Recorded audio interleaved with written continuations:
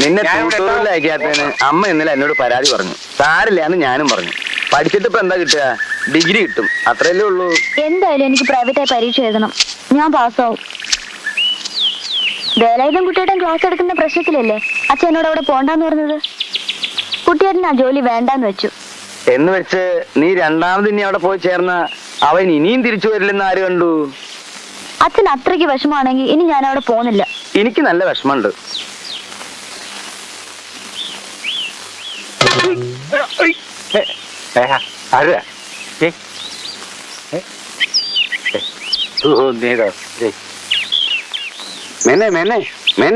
എന്താ അമ്മണിക്കുട്ടി ഒന്നായിട്ട് മാറിക്കോളൂ. ഒരു സ്വകാര്യം പറയാനാ. ആ ഒത്താലൊട്ടു അമ്മണിക്കുട്ടി ഒരു ആലോചന വന്നിട്ടുണ്ട്. ഡോക്ടറാ. എവിടുന്നാ? വടക്കാഞ്ചേരിന്നാ. എസ്റ്റേറ്റ്, അതും റബ്ബർ. ചെക്കൻ MRCP ഡോക്ടർ.